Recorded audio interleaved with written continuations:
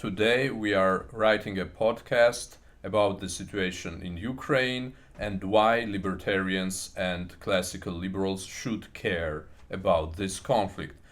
This is going to be a bit of a challenge for us as we are writing a podcast in English for the first time without much preparation, but we felt that this was the little we could do in this situation, and the situation seems to be really extremely urgent, and it seems crucial to mobilize as much public opinion and as much support as possible around this topic. And we felt like we could address libertarians and classical liberals in particular on this issue, where we think they are somewhat out of touch with the reality here in the Eastern Europe and with the possible implications of this conflict for the rest of the world.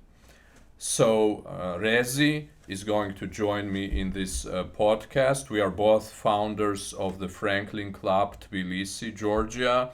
Rezi is a lecturer in ideologies and politics, and we are going to discuss what are the ideological reasons as well as pragmatic political reasons why the West should care, including our ideological comrades, so to say.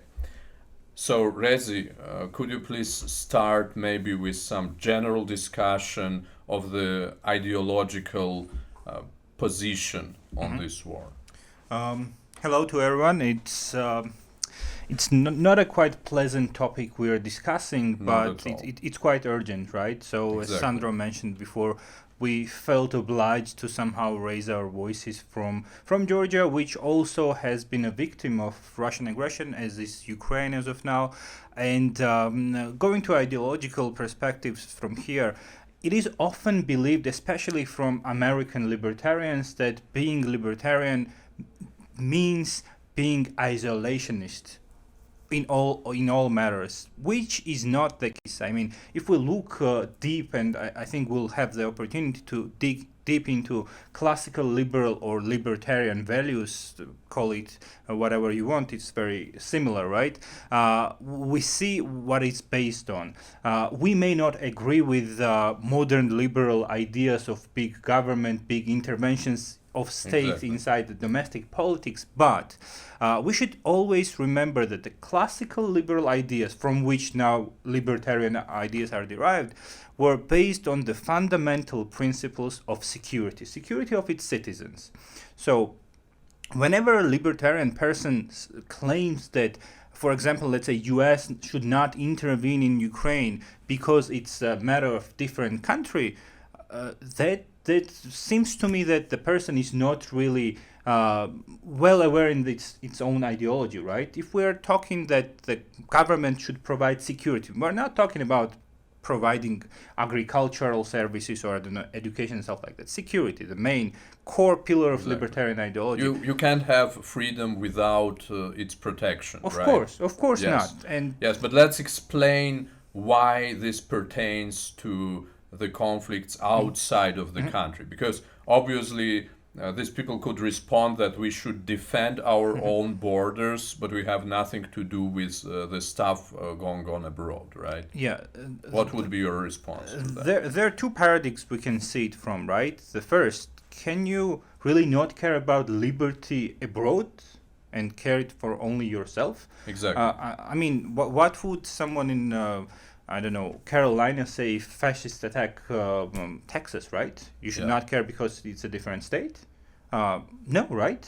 It affects you. And you can really not have the liberty in the world if the half of the world is occupied by some lunatic freak. And I would not be afraid to call Putin that, because in the latest day, I think more people saw what we already knew, right? And the second thing is, even for libertarians, the notion of state, the notion of nationhood, right? We know it's in many terms, modern nation states are product of 19th century. It's like post-Napoleonic era, post-French Revolution era, right? we just call something a nation. We just put it in some frames of a country through some borders, but it does not change people there. Those people are individuals. So they deserve as much freedom as anyone. As anyone, yes, of course. And there's another thing, whether people in Ukraine, since you're talking about Ukraine, can defend themselves without any foreign help, right? We should know that Russia and Ukraine are not adequately similar powers. Russia is a superpower, autocratic superpower. Yes. And of course, it should worry us that rising autocratic, anti-illiberal, anti-freedom, anti-liberty acts crushing the Europe, eating Ukraine, Georgia, other post-Soviet states, of course it should matter to every person who thinks that liberty matters. Yes, to break down the things a little bit, first of all, there should be a concern for the liberty of people outside of your own country. There's no question about that.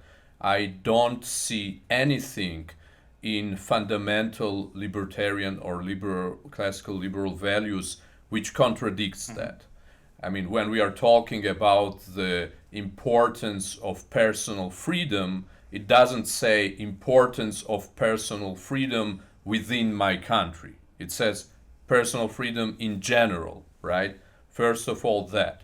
Then, even if we have to weigh the pros and cons of involvement in a foreign conflict, we have to be able to agree in principle that such an involvement could be justified, right? So, and especially if libertarians want to stay consistent in their approaches, right?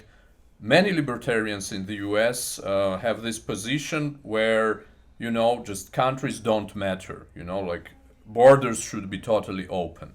So how can you at the same time say that countries shouldn't matter, borders shouldn't matter, and at the same time say that we don't care about people in Ukraine just because they are outside of our borders? Doesn't really make sense. Yes, it's inconsistent, right? On the other hand, if you admit that borders matter and countries matter, then that's again a ground to protect a more free country from a less free country, to put it in a very simple way, right? So let's talk a little bit about the differences between Russia and Ukraine, and why do we really consider Ukraine to be a more free state, and why defending or helping Ukraine implies defending freedom. Mm-hmm. Right. So most of our people who are watching right now, if they're aged, I don't know, if they're teenagers, if they're below 22 years old, would not even remember Russia without Vladimir Putin, right? Because the guy has been in power for, 23 years. Yes. And that is already a big reason for it, right?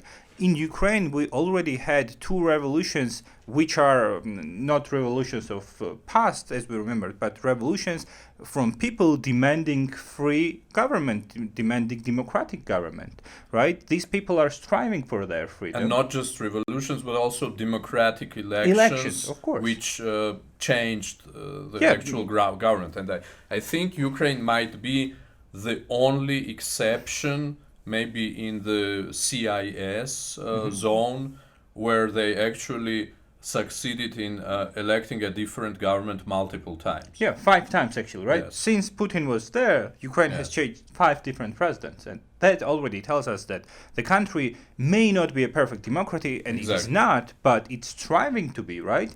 And also Ukraine is trying to be a member of NATO. That is why Russia is punishing it, right?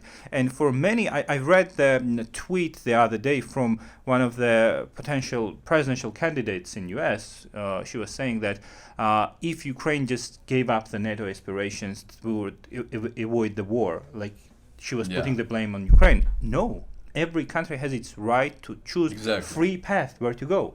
Exactly. And Russia, this autocratic state, who is not in touch with its citizens, who is based on this siloviki, as they call it in Russia, right? The powerful guys from different ministries, yes, which are controlled by Putin and oligarchs. They do not represent their people. And on the other hand, you have Ukraine trying for freedom, which is not able to defend itself. Because we should not go into details, but if we compare their military sizes, it's not fair challenge, right? Obviously. So again, to break down this aspect of the discussion, first of all, Ukraine is a more free country than Russia, so Ukrainian citizens have more liberty. There is political pluralism. There is a history of democratic elections. There is less pressure on media and on political opposition, whereas Russia is an authoritarian country where the government occasionally kills opposition leaders, kills opposition journalists, etc. So that's just one aspect. Another aspect of it is that even if Russia and Ukraine were similar in terms of their form of the government, etc., we should still respect the Ukrainians' choice to be outside of Russia, to be a different country, right? Because it's just another form of freedom, right? To be able to choose whether you are a part of a certain empire or not. Like the Americans know it very well from their history when they chose in the end of the 18th century to not be a part of the British Empire anymore, right? And their way they were aided by France, for instance. And now it seems somewhat, again, inconsistent to totally disrespect another country's aspiration for freedom. And I would add just one sentence. This is not imposing liberties on Ukraine or imposing Western values on Ukraine. These people, the country of 40 million people, they're striving for it. And this time the only thing we can do is to help them, not just leave them right there and say, okay, we should deal with our own freedom. No. If freedom should matter in Ukraine, should matter in Colorado, should matter in Texas, freedom should matter all over the world. And I think you brought up a very important topic. The situation in Ukraine is in a way very different from what we've seen in the Middle East, right? So the Middle East was very complex because we didn't see very clearly whether this involvement from the West was warranted by the will of their own population in countries like Iraq or Afghanistan. Although that's a different topic, you could argue as well that we should still respect the rights and the aspirations of the minorities in those countries as well, and to try to protect liberty in those countries as well. But that's more complex, right? So with Ukraine, it's much simpler because we have the overwhelming majority of Ukrainian people who openly express their desire to become a part of the so-called free world. Obviously, there are no totally free countries in the modern world or historically, but in relative terms. And their aspiration to escape the grip of the Russian power, right?